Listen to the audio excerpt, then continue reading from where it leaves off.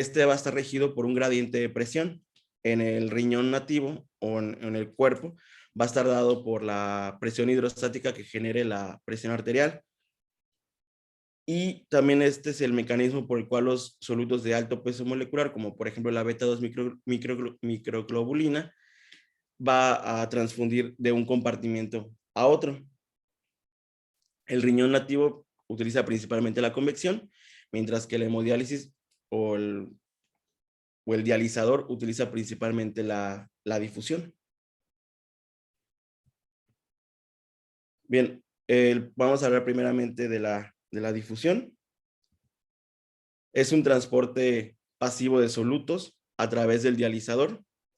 El movimiento de las moléculas es de forma aleatoria y para que haya un intercambio debe existir una diferencia de concentración entre ambos compartimentos. Hay ciertos factores que van a alterar, es decir, mejorar o disminuir la difusión. Entre ellos está el gradiente de concentración, es decir, que solamente va a ir a favor. En otras palabras, los solutos van a difundir de el compartimento de mayor concentración a uno de menor concentración. Esto podemos observarlo, por ejemplo, en esta imagen, en la cual estas dos bolitas negras, supongamos que sea la urea, y estas dos cuadritos, supongamos que sea la glucosa, van a difundir. De este lado, en esta imagen, podemos observar que hay un equilibrio. Es decir, ya no va a existir una difusión, ya no va a existir un transporte, puesto que ambos compartimentos están en equilibrio. En otras palabras, tienen la misma concentración. El peso molecular también es otro factor importante. De hecho, el peso molecular es el factor físico más importante para la difusión. A mayor peso molecular va a ser más difícil mover o impulsar esa molécula y por lo tanto va a ser más difícil su transporte. También la distancia es otro factor. A mayor distancia es más difícil la difusión. La sección de la cámara, es decir, las características del dializador, también es otro factor. Si tenemos un dializador con poros más pequeños y una membrana más gruesa, va a ser más complejo que ocurra el mecanismo de difusión. Y también la temperatura, la cual a temperaturas más altas aumenta la movilidad de las partículas y por lo tanto facilita la difusión. También está o va a depender de coeficiente de transferencia de masas, el gradiente de concentración, nuevamente el peso molecular y por último la temperatura del medio. El coeficiente de transferencia de masas se define como el producto de la permeabilidad de la membrana para un soluto dado, que es el KO, y va a estar dado, bueno, la A se define como el área de superficie efectiva o sea, de la membrana para ese soluto. El KOA se va a medir en mililitros minuto y es importante mencionar que a menor resistencia va a haber un mayor KOA y este KOA o coeficiente de transferencias va a estar dado por el fabricante y es específico de cada dializador. Normalmente los coeficientes, el KOA de los dializadores actuales oscila entre 800 a 1600 mililitros minuto. El KOA se puede incrementar haciendo más delgada la membrana, ajustando la porosidad o aumentando el tamaño de los poros y también optimizando el trayecto del líquido dializador. También otra definición es el aclaramiento máximo posible de un dializador a un flujo infinito de sangre y a un flujo infinito de solución de diálisis. Sin embargo, la literatura menciona que esto prácticamente no se consigue porque no es posible acercarse a flujos de sangre ni flujos de líquido de diálisis que serán necesarios para, digamos, transferir los solutos. Bueno, en esta imagen podemos observar que a un mayor flujo sanguíneo a un mayor flujo sanguíneo aumenta el aclaramiento. Sin embargo, se va a estabilizar. Como había mencionado, El KWA de los dializadores actuales oscila entre 800 y 1600. De modo que a un flujo sanguíneo de 500 mililitros con un flujo de diálisis de 500 mililitros también, vamos a alcanzar el máximo del dializador. Ahora bien, si tuviéramos un dializador de alta eficiencia, que vamos a mencionar más adelante, eso sí sería un beneficio, por ejemplo, para transportar moléculas o solutos de mayor peso molecular y por lo tanto generar un mayor aclaramiento. Pero de forma, digamos, tradicional o los dializadores comunes que usamos, el KWA va a oscilar entre los 800 y los 1600. En esta imagen, bueno, más adelante la vamos a mencionar. Este es un efecto del flujo sanguíneo y también el boom a la salida del compartimento o a la salida del dializador. Esta imagen la vamos a mencionar más adelante. También el KWA va a estar definido por la resistencia a cada soluto, de acuerdo al peso molecular. Esto en los tres compartimentos: el compartimento sanguíneo, el compartimento del dializado y por el medio de la membrana. Se va a afectar por el flujo sanguíneo, por el flujo de diálisis y va a determinar también el aclaramiento. Y ya habíamos mencionado que hay dializadores de baja eficacia, de moderada eficacia y de alta eficacia, que son más de 700 de KOA. El gradiente de concentración se define como la diferencia de concentración de un soluto entre el compartimento sanguíneo y el dializado. Este se va a optimizar si el líquido de diálisis circula solamente una vez a contracorriente y paralelo. Esto se va a explicar porque del extremo en la entrada de la sangre, la concentración de solutos o la concentración de toxinas es mayor que en la entrada de la solución dializadora, de modo que al encontrarse va a haber una gran diferencia de concentración. Por lo tanto, va a haber una mayor difusión, digamos, en ese punto. Sin embargo, si hubiera una estasis entre el compartimento sanguíneo y el líquido de diálisis en ese punto, una vez equilibrada la concentración, ya no habrá difusión. Por lo tanto, es importante que vayan a contracorriente. El peso molecular, ya habíamos visto que es otro factor. Esto es: a menor peso molecular, mayor es la velocidad, ya que colisiona más frecuentemente con la membrana y facilita el transporte. Podemos observar que el agua, la urea, glucosa son moléculas de bajo peso molecular, por lo tanto tienen un coeficiente de filtración de 1, es decir, máximo, y es más fácil la difusión de estos, a diferencia, por ejemplo, de la albúmina o de la inulina, que va a ser más complejo la filtración o el paso de estos solutos de una membrana a otra. Tenemos otros ejemplos, como la creatinina, el amoníaco, bicarbonato, entre otros. Se comenta que las moléculas de bajo peso molecular, principalmente la urea, el paso de un compartimento a otro va a depender de la resistencia en la película de sangre y en la película del dializado. En estos casos, los flujos sanguíneos y flujo de diálisis van a jugar un papel importante para aumentar o disminuir la difusión de estas moléculas.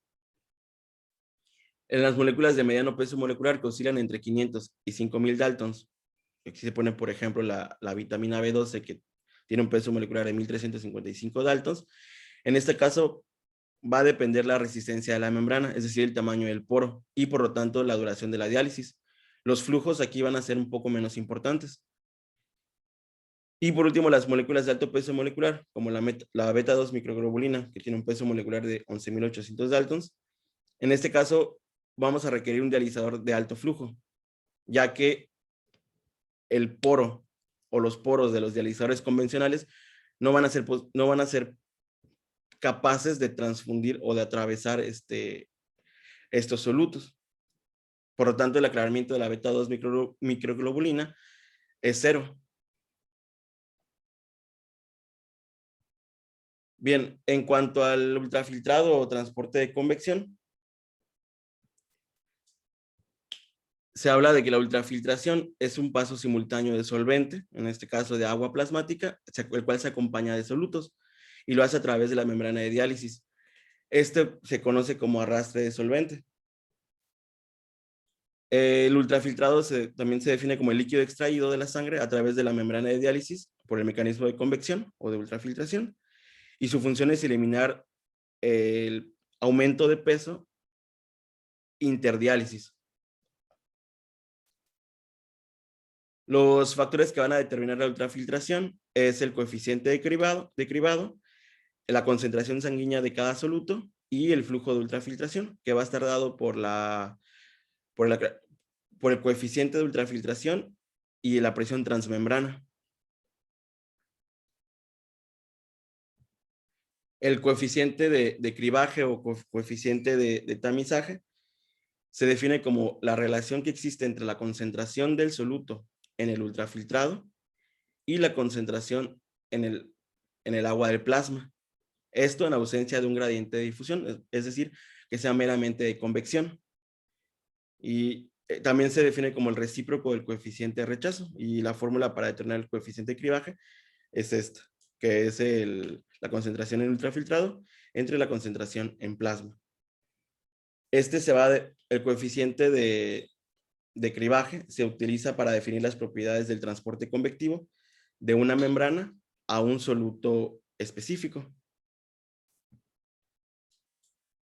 El coeficiente de cribaje va a estar afectado por la distribución y por el tamaño de los poros. Y también esto va a estar dado en función del peso molecular y el radio que tengan los poros. Se muestran más bien tres perfiles de las membranas: aquellas de bajo flujo, alto flujo y de corte medio o flujo medio. En los solutos, por ejemplo, de bajo peso molecular como el sodio, potasio, urea, es próximo a 1. Es la imagen que habíamos mencionado previamente. Es decir, el coeficiente va a ser igual en el ultrafiltrado y en plasma. A mayor peso molecular, el coeficiente de cribaje va a disminuir dependiendo de la naturaleza de la membrana.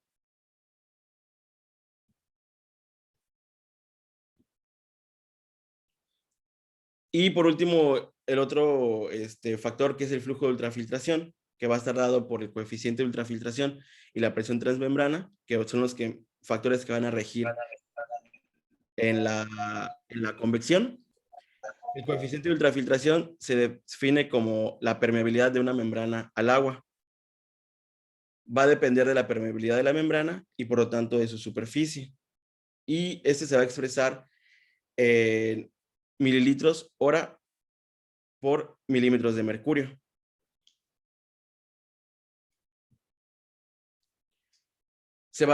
Existen coeficientes de ultrafiltración de baja permeabilidad, de mediana permeabilidad y los de alta permeabilidad, en el cual estos son superiores a 20 mililitros hora por cada milímetro de mercurio de la presión transmembrana. Y la presión transmembrana es el gradiente de presión que existe entre el dializador, más bien que existe dentro del dializador, entre el compartimento sanguíneo y el dializado. La tasa de ultrafiltración va a depender como tal de la diferencia total de presiones a través de la membrana, y este va a resultar de la diferencia entre la presión positiva del circuito sanguíneo y la presión negativa, nula o positiva del dializado, menos la presión osmótica sanguínea, que es prácticamente esta fórmula que tenemos.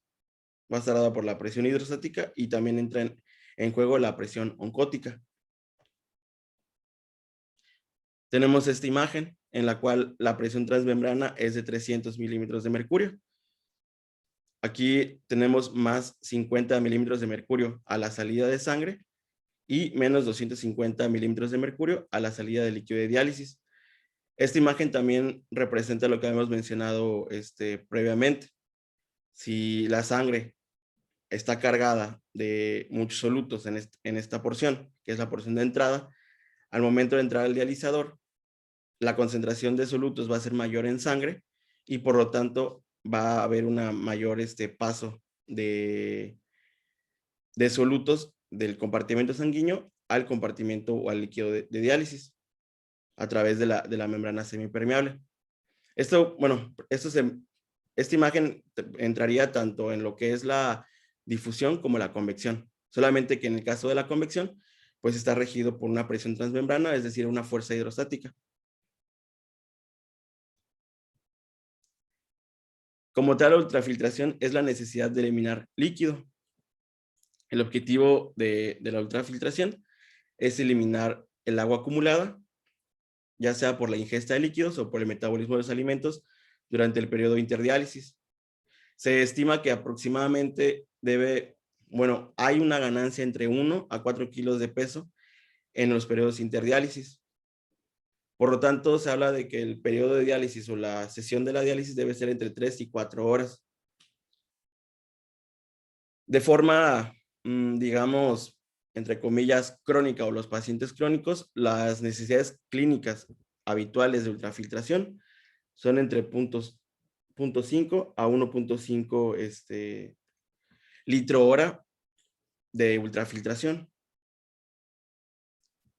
Existen dos términos, lo que es la hemofiltración y la hemodiafiltración. La hemofiltración es una técnica mediante la cual una gran cantidad de ultrafiltración, es decir, mayor a la requerida para la eliminación de exceso de líquido, se acopla con infusión de líquido de reposición para eliminar solutos. Es decir, por un lado va a pasar la sangre y por otro lado se va a reponer por líquido de diálisis. Esta tiene la capacidad de eliminación mucho mayor de solutos poco difundibles, es decir, de mayor peso molecular, como la inulina o la beta-2 microglobulina. Y la unión de la hemodiálisis y la hemofiltración se conoce, esta técnica se conoce como la hemodiafiltración. Esto es solamente como, digamos, con otras técnicas de diálisis. La transferencia de masas va a depender del coeficiente de cribado, ya que la depuración de los solutos es en función del peso molecular. Y también se va a definir la transferencia de masas como la cantidad de solutos que se transfiere de un compartimento al otro en un determinado tiempo. Normalmente el sentido de transferencia se va a determinar por las concentraciones. Por un lado, bueno, más bien por la difusión y también por la diferencia de presión entre ambos compartimentos, que sería el transporte convectivo. La fórmula para estimar la transferencia de masas, el cual se expresa en miligramos minuto, es el flujo sanguíneo por la concentración del soluto en la entrada menos la concentración del soluto en sangre. Dicho de otra forma, es la concentración del soluto en del líquido de diálisis y el flujo de la solución dializante. Ahora vamos a mencionar sobre el aclaramiento. El aclaramiento estima lo que es la eficacia del dializador. Se debe diferenciar entre el aclaramiento de un soluto y la tasa absoluta de eliminación. Esto es, por ejemplo, si dos sustancias tienen el mismo aclaramiento, pero una de ellas está a la mitad de la otra, la tasa de eliminación va a ser la mitad de la otra. En otras palabras, por ejemplo, si tenemos el aclaramiento de la urea, que son 100 miligramos por decilitro, y potasio, que son 4.5, con un aclaramiento del 50%, vamos a tener 100 miligramos de urea en uno y 2.25 de potasio en otro. Se estima que el aclaramiento es igual al aclaramiento renal, el cual es la concentración de soluto en la orina por el volumen minuto urinario entre la concentración del soluto de la sangre. Esto es básicamente la fórmula para estimar el aclaramiento. Hay ciertos factores que van a influenciar en la efectividad del aclaramiento, como tales relacionados con el soluto, que es el peso molecular, que ya hemos mencionado que es el factor físico más importante, la carga de las moléculas, la unión a las macromoléculas principalmente, o a proteínas, principalmente la albúmina, ya que los solutos unidos a albúmina van a ser, como la albúmina no puede atravesar la membrana semiimpermeable, no va a eliminar esos solutos. De modo que los solutos que van a ser eliminados o aclarados son aquellos que están libres. Y el aclaramiento también va digamos, a entrar en juego en qué tanto o qué tan rápido se reponen esos compartimientos de solutos libres para poder seguirse eliminando. Los factores relacionados con el tratamiento, por ejemplo, de las pequeñas moléculas, en lo principal va a ser los flujos de sangre idealizado. Posteriormente va a ser el área de superficie y membrana, y por último la permeabilidad de la membrana. Sin embargo, para moléculas grandes es todo lo contrario. El factor más importante para el aclaramiento va a ser la permeabilidad de la membrana, el tiempo de tratamiento y ya de último los flujos de sangre idealizado, porque como vimos, no tienen un papel importante para poder difundir o poder transportar los solutos de alto peso molecular. El aclaramiento desde el punto de vista del dializador va a medir la concentración en el líquido de diálisis y se requiere o se termina conociendo el volumen. La fórmula para calcular el aclaramiento desde el dializador es la concentración del soluto del líquido en diálisis por el volumen minuto, expresado en mililitros minuto, entre la concentración de soluto en sangre. Ahora bien, el aclaramiento dializador, pero desde el punto de vista del compartimento sanguíneo, en este punto se va a calcular el descenso del soluto tras su paso por el dializador y se obtiene multiplicando el flujo sanguíneo por el porcentaje de descenso de concentración del soluto a su paso por el dializador, que esto lo vamos a determinar, por ejemplo, por el coeficiente digamos, de eliminación de los solutos. Y esto lo único que nos va a dar es el mecanismo, esta fórmula que tenemos aquí, nos va a dar el aclaramiento por un mecanismo difusivo. Sin embargo, también se debe añadir el componente de aclaramiento por ultrafiltración. De modo que el aclaramiento total del dializador es la suma del aclaramiento por difusión y por ultrafiltración, los cuales se van a estimar mediante esta fórmula. Existe otro término que es la dializancia, la cual se define como una transferencia de iones a través de la membrana del dializador en ambos sentidos. Es también es el flujo de solutos por una unidad de gradiente de concentración. La dializancia va a estar basada en la medida de conductividad en el líquido de diálisis a la entrada y a la salida del dializador. La conductividad de la entrada va a depender de la cantidad de iones disueltos en el líquido de diálisis, mientras que la conductividad a la salida va a depender del efecto que hayan tenido este intercambio de iones. También es importante mencionar que la dializancia es equivalente al KOA o al coeficiente de transferencia de masas del dializador. De modo que la dializancia se determina como la tasa de eliminación entre el gradiente de concentración. Hay ciertos factores que van a influir en la eficacia de la diálisis. Uno de ellos es la superficie del dializador. A mayor superficie, mayor difusión, que es lo que habíamos mencionado. Una menor tamaño de la membrana con poros más grandes va a permitir una mayor difusión de moléculas. Se considera óptimo el volumen en compartimento sanguíneo menos de 120 mililitros para 2 metros cuadrados y un volumen de sangre residual menos de 1 mililitro, que es lo que, digamos, queda al final de la diálisis, hemodiálisis. Otro factor que juega importancia es el efecto del flujo sanguíneo. Para optimizar flujos sanguíneos altos, se deberían utilizar dializadores de alta eficiencia con un elevado coeficiente de transferencia de masas. Un ejemplo, el dializador de moderada eficiencia, si pasamos un flujo sanguíneo de 200 mililitros minuto y lo aumentamos a 400 mililitros minuto, va a implicar, en estos dializadores va a implicar un incremento del aclaramiento del 25%. Sin embargo, si tuviéramos un dializador de alta eficiencia, el incremento en la eliminación o el aclaramiento sería del 40%, igual al paso de 200 mililitros minuto a 400 mililitros minuto. Los dializadores estándar, el aumento del flujo sanguíneo por encima de 350 mililitros minutos no va a tener ventajas para el aclaramiento. El siguiente factor es el flujo de líquido de diálisis, en el cual a mayor flujo de líquido de diálisis existe un mayor aclaramiento.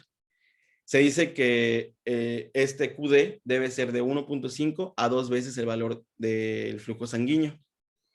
De modo que para un flujo sanguíneo de 200 a 300 se debe mantener un QD de 500 mililitros minuto. Sin embargo, por ejemplo, si tuviéramos un dializador de alta eficiencia, podríamos aumentar, por lo tanto, el flujo sanguíneo, que sí representaría un incremento en el aclaramiento, y a su vez nos permitiría el aumento del flujo sanguíneo, del flujo de diálisis, hasta 800 mililitros minuto.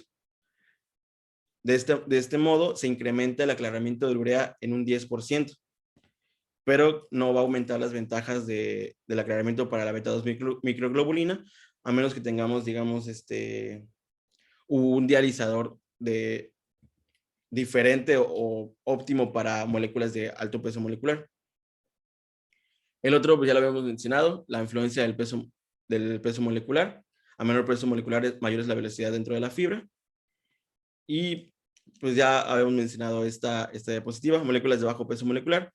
Va a depender, la eliminación o el aclaramiento se va a aumentar mediante la función del flujo sanguíneo y el flujo de líquido de diálisis, mientras que las moléculas de mediano peso molecular va a depender propiamente del dializador, es decir, de las características que tenga tanto el tamaño de los poros como el número de los poros y la duración de las sesiones del diálisis. Aquí realmente los flujos no van a aumentar el aclaramiento de estas moléculas. Otro factor es el efecto de la masa eritrocitaria. La urea se utiliza para determinar el aclaramiento. Estos se encuentran disueltos en la parte líquida de sangre y en los eritrocitos. La urea tiene la característica que puede difundir a través de estos dos compartimentos, es decir, la sangre y el líquido, de forma muy rápida. Por lo tanto, se pone un ejemplo, que un flujo sanguíneo de 300 mililitros minuto, con un hematocrito de 30%, el flujo plasmático va a ser de 210 mililitros y el flujo eritrocitario es de 90 mililitros minuto. La urea se encuentra, digamos, en el 93% del plasma y el 80% de los eritrocitos.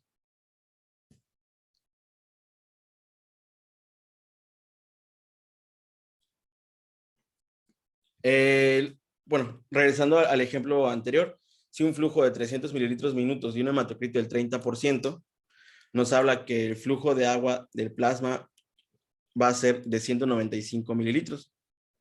Es decir, multiplicar el 93% o 0.93 por 210 mililitros.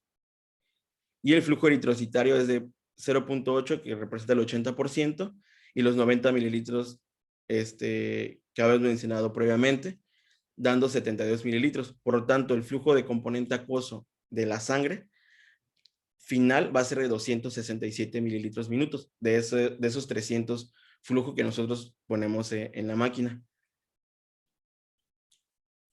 De modo que para un hematocrito de 30%, el flujo sanguíneo susceptible de depuración dialítica de la urea va a ser el 89% del flujo programado. Para solutos como la urea, que tienen un volumen de distribución parecido entre plasma y eritrocito, es decir, que difunden rápidamente entre ambos compartimentos, el incremento del hematocrito no va a tener una gran significancia para la eliminación. Sin embargo, para solutos con una diferencia de volumen de distribución entre plasma y la masa eritrocitaria, el aumento del hematocrito sí va a alterar el aclaramiento, es decir, lo va a disminuir. Por ejemplo, un aumento del hematocrito del 20 al 40% disminuye hasta el 13% de reducción del fósforo. También otros factores son las diálisis de bajo flujo y alto flujo. Estos se basan en la capacidad de ultrafiltración. Y el transporte convectivo efectivo se consigue cuando representa al menos el 20% del volumen total de sangre procesado, que la fracción de filtración se va a definir como la tasa de ultrafiltración por 100 entre el flujo sanguíneo, y este debe ser mayor de 20% para determinar que existe un transporte convectivo efectivo. Tenemos diálisis, o se considera una diálisis de bajo flujo o baja permeabilidad, menor a 20 mililitros hora por milímetro de mercurio de la presión transmembrana, de permeabilidad intermedia con un coeficiente ultrafiltrado de 20 a 40 mililitros hora, y los de alta permeabilidad o alto flujo con un coeficiente de ultrafiltración mayor a 40 mililitros por milímetro de mercurio de la presión. También hay diálisis de baja y alta eficacia. La eficacia se va a basar en la depuración de los solutos pequeños y de mediano tamaño. Se define como una baja eficacia menos de 400 mililitros minutos y una alta eficacia mayor a 800 mililitros minutos. Esta imagen ya igual es lo mismo. En esta parte de abajo se muestra cómo se va aumentando el flujo sanguíneo, y dependiendo del dializador va el mismo flujo sanguíneo. Si es de alta eficacia, por ejemplo, el dializador va a aumentar el aclaramiento de la urea. Y para moléculas medianas, la eficacia del dializador se va a basar en el coeficiente de cribado, que es el que ya habíamos mencionado. Bien, en cuanto a los índices de eliminación de urea, uno de ellos es el porcentaje de extracción, que es la reducción porcentual de urea a través del dializador.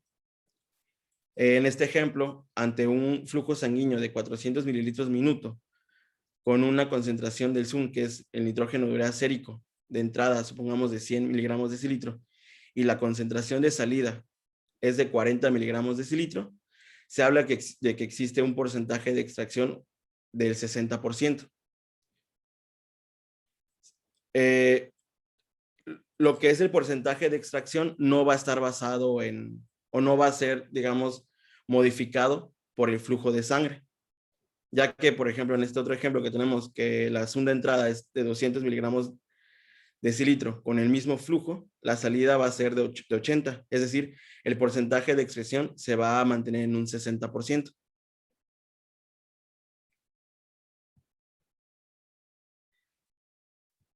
El QS, por ejemplo, de un flujo sanguíneo de 200 mililitros minuto, el ZUM o el BUN a la salida va a ser de 12 miligramos de decilitro. Si el flujo sanguíneo se disminuye hasta 1 mililitro minuto, el ZUM de salida va a ser de 1 miligramo de decilitro, y esto va a estar dado por el tiempo que va a pasar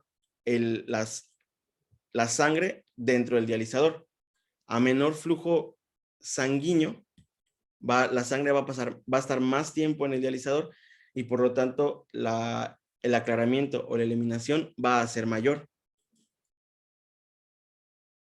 El volumen de compartimento sanguíneo es aproximadamente 100 mililitros. Por lo tanto, un flujo sanguíneo de 400 mililitros minuto, la sangre va a permanecer aproximadamente 15 segundos. Si se disminuye a 200 mililitros minuto, 100 mililitros, digamos, los primeros 100 mililitros van a estar 30 segundos en el dializador, y los segundos 100 mililitros van a estar otros 30 segundos, por lo tanto el aclaramiento va a ser mayor. Y a un flujo sanguíneo prácticamente imposible de 20 litros minuto, el dializador la sangre cada mililitro va a estar 0.3 segundos en el dializador, por lo tanto, el porcentaje de extracción va a ser menor en estos pacientes.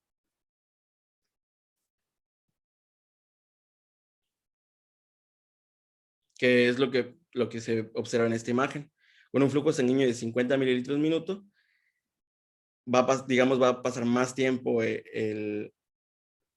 la sangre en el dializador, por lo tanto, el boom al final va a ser de 1, con un porcentaje de extracción del 99%, versus aumentar el flujo sanguíneo hasta 20 litros por minuto, con un boom de 97 y un porcentaje de extracción del 3%. Eso es básicamente lo que se plantea en estas diapositivas. El porcentaje de reducción de urea es una medida principal para la ecuación de la diálisis. Este se va a expresar en porcentaje. Se estima que aproximadamente debe haber un porcentaje de reducción de urea de 65% en cada sesión de hemodiálisis, que equivaldría a un KTB de 1.2. El porcentaje de reducción de urea se va a definir como el boom de entrada menos el boom de salida entre el boom de entrada. Esto podemos observarlo en esta imagen. Supongamos que entran 100 miligramos de decilitro de boom y salen 40 miligramos por decilitro de boom. Entre 100 que entraron nos da un 60%.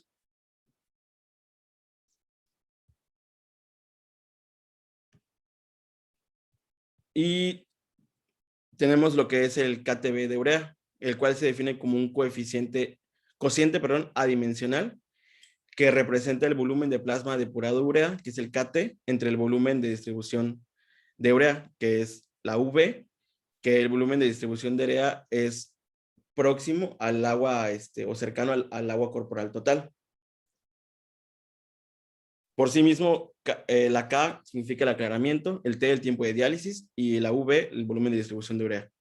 El KTB óptimo en la hemodiálisis es de 1.2 y bueno, no lo voy a mencionar en esta clase, hay una clase sobre la cinemática de urea, pero la cinemática de urea perfila un modelo monocompartimental. El modelo monocompartimental habla de que posterior a la hemodiálisis, si nosotros tomamos una muestra, esa, digamos, boom postdiálisis es el real. Sin embargo, existe otro modelo, que es el modelo bicompartimental, en el cual se menciona el KTB equilibrado, que en menciona que posterior a la diálisis, la urea se va a difundir de nuevo desde sitios de tejido que secuestraron la urea y va a generar un efecto rebote. Este efecto rebote se da en un máximo de 30 a 60 minutos. Por lo tanto, para realmente estimar el boom final, requeriríamos esperar de 30 a 60 minutos para determinar también un porcentaje de reducción de urea verdadero. Por lo tanto, un porcentaje de reducción de urea equilibrado se puede traducir como un KTB equilibrado. Y la cantidad de rebote va a depender de la intensidad o velocidad de la diálisis y también en relación al tamaño corporal. La fórmula para determinar el KTB equilibrado es esta. Y de hecho, ahorita hay un ejemplo. Supongamos con un KTB de 1.2, con un tiempo de una sesión de diálisis de 3 horas, y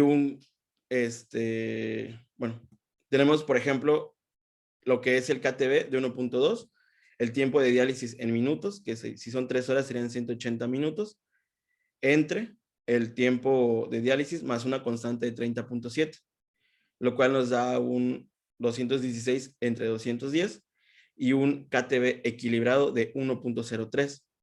Por lo tanto, vemos que el efecto rebote es de 0.17. Si, digamos, al final de la diálisis obtenemos un KTB de 1.2, 30, 60 minutos después en el modelo bicompartimental, vamos a obtener que el KTB equilibrado o real es de 1.03. El KTB equilibrado va a ser significativamente menor y o puede ser significativamente menor al KTB estimado al finalizar la diálisis. Y esto va a estar dado o va a estar afectado principalmente en sesiones de diálisis cortas. Por lo tanto, se va a recomendar un KTB equilibrado de 1.2. Y, por ejemplo, igual la literatura menciona lo que es la toma de la muestra, de la diálisis, que pues, nosotros lo hemos hecho en la EMO, que se debe disminuir el flujo sanguíneo, esperar aproximadamente 20 a 30 segundos y posteriormente tomar la muestra de la línea arterial. Sin embargo, para realmente estimar un KTB real o verdadero, podemos utilizar esta fórmula para no hacer esperar al paciente los 30 a 60 minutos. Y ya por último, la relación del porcentaje de reducción de urea con el KTB. Aquí se habla de bueno, esto es del Dargidas. Menciona, por ejemplo, o hace un esquema con lo que son peceras. En este ejemplo tenemos primero que el tanque es de 40 litros, se remueve al pez, que es la urea, y no se, digamos, y se reemplazan 20 litros. Por lo tanto, el KT es de 20 litros, que es lo que se eliminó. El volumen de agua corporal total, que simularía al volumen total de la urea presente en el cuerpo, es de 40 litros. Por lo tanto, vamos a obtener un KT de 0.5 y un ultrafiltrado de un porcentaje de reducción del 50%. Tenemos otra imagen que es un KT de 1 o al final de 1, en el cual se remueve la urea, se remueven o se limpia la pecera, los 40 litros, digamos, con urea se eliminan y se reemplazan con 40 litros de agua limpia, obteniendo un KT de 1 o un aclaramiento óptimo. Por lo tanto, es un porcentaje de reducción de urea del 100%, que igual lo que menciona aquí, 40 litros. En este caso menciona que el modelo es un modelo de volumen fijo, en el cual no hay generación de urea. La velocidad de flujo sanguíneo es igual al aclaramiento del dializador y se asume un dializador perfecto para este. Y como no existe reentrada de urea, pues prácticamente se limpia lo que es la pecera. Y en esta imagen podemos observar que la urea se mantiene constante, puesto que no hay ninguna reentrada de urea. Y esta es la relación del porcentaje de reducción de urea con el KT. Observamos que un KTB de 1 significa una reducción de urea del 100%. Por lo tanto, representa una diálisis perfecta. Sin embargo, pues esto no ocurre así realmente, ya que no podemos retirar toda la urea, porque menciona, por ejemplo, el modelo bicompartimental. De modo que en este ejemplo, en el mismo tanque de 40 litros, se va removiendo 1 litro y a su vez reponiendo 1 litro. Sin embargo, sigue habiendo generación de urea, es decir, el pez permanece en la pecera. Por lo tanto, al final del día, o al final de remover esos 40 litros y reponer 40 litros nuevamente, la tasa de reducción de urea va a ser del 63%, ya que existe una generación de urea intradiálisis, que es lo que simula esta imagen. A la entrada, por ejemplo, inicialmente es de 80 miligramos de decilitro de BUN. Sin embargo, existe una reentrada. Por lo tanto, va a ir disminuyendo de forma constante la urea en en el dializador o en la pecera, basándonos en esos ejemplos. Entonces, a un KTB de 1, el boom de salida va a ir, pero el boom de entrada va a ir disminuyendo, pero va a permanecer aún la urea dentro de la pecera. Y por lo tanto, el porcentaje de reducción de urea y el KT va a disminuir hasta un 63% con un KTB de 1. Y esto, como ya hemos mencionado, es por la generación de urea, que es lo que ocurre pues, en las sesiones de hemodiálisis como tal. Y eso sería todo.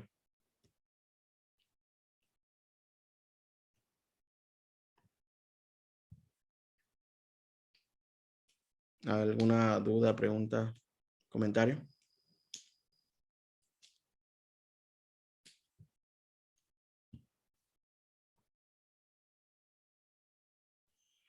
Buenos días. Buenos días. Pues bastante bien, Eduardo. Creo que este es un tema bastante, bueno, como hay varios en nefrología, pero este en particular son temas muy técnicos y que otras especialidades no los abarcan en la atención de pacientes. Aquí en general bastante bien. Yo creo que una de las directrices que viste al preparar la clase es que los modelos como se conocen y como se manejan actualmente, pues depende de qué partícula mides. Esencialmente el elemento que se ha elegido como representante de lo que sucede en la mayor parte del cuerpo con respecto a toxinas urémicas, pues es la urea. Y en base a la urea, pues se hacen todas las mediciones. Se mide cuáles son las eficacias, inclusive. Se van haciendo los nuevos modelos dinámicos para la generación de nuevas membranas. Entonces, esa ha sido la molécula de partida y la que persiste inclusive para ver la eficacia de la diálisis. Sin embargo, aquí lo que... bueno, yo creo que estas son situaciones que nosotros como nefrólogos tenemos que tener poco a poco, ir cimentando. Por lo que comenté al principio, son cosas muy particulares y no fácilmente se digieren. Pero hay que empezar a lo mejor no es el objetivo del tema, pero empezar a ver dentro de estas membranas y principios físicos hacia dónde nos podemos ir dirigiendo en las siguientes décadas. Y esto me refiero a que con la tecnología actual, las membranas que se encuentran en el mercado son las membranas sintéticas, 100% sintéticas, en base a polisulfona esencialmente, o alrededor de polisulfona. Y en el mercado ya no se encuentran membranas semisintéticas de cuprofano, por ejemplo. Eso es bueno. Sin embargo, la eficacia de la diálisis ha quedado estancada durante los últimos 20, 30 años. Porque una vez que ya se hacen uniformes los tipos de membrana, que la tecnología ha avanzado y que se sigue midiendo el mismo soluto, pues va a llegar un momento en donde las innovaciones tecnológicas en base a la urea, pues ya se van quedando limitadas. Y las otras moléculas que es necesario depurar, pues no las medimos, o a lo mejor si las medimos, no es la parte esencial con las que se programa la diálisis. Por ejemplo, microglobulina, ya no sé decir pecresol, inclusive elementos muy básicos como el fósforo. Entonces, lo que vamos a empezar a ver en los siguientes años es una renovación de este conocimiento que tenemos sobre los principios de la diálisis en base a la medición más amplia de las moléculas que se dializan y con otro tipo de tecnología en base a esas mediciones. Me refiero a que las membranas van a empezar a cambiar tanto en sus características fisicoquímicas, por ejemplo, repeler activamente ciertas partículas, principios que ya están haciendo sobre todo en Asia, como hemoperfusión, en donde es otro filtro adicional a lo que se tiene. Cambio en el diámetro de los poros para hacerlo más selectivo y que no sean uniformes, y variantes por el estilo, ¿no? Inclusive principios de hemoabsorción. Entonces, aquí yo creo que lo que corresponde con nosotros es tener en cuenta ir estudiando poco a poco esto que bien nos transmitiste, entender bien cuáles son los principios físicos, primero los básicos y después ir jugando con ellos para tratar de mejorar la dializancia con las herramientas que tenemos y empezar a mirar pues hacia dónde se debe de dirigir esto. Porque la limitante de estar midiendo urea y la limitante de tener esencialmente polisulfona, pues ha sido uno de los grandes hallazgos de la medicina, especialmente en nefrología, pero también ya llegó a su límite y la probabilidad de que mejoren nuestros pacientes y con esto la sobrevida, pues ya está limitado a la tecnología que tenemos actualmente. Entonces hay que empezar a romper estas barreras, ¿no?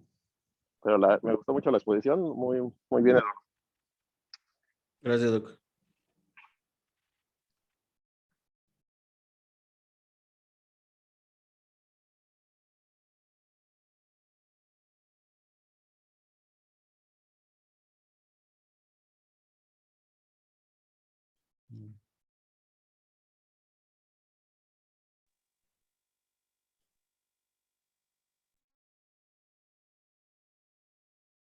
Bueno, yo creo que ya damos por terminada la clase para incluirnos a nuestros servicios.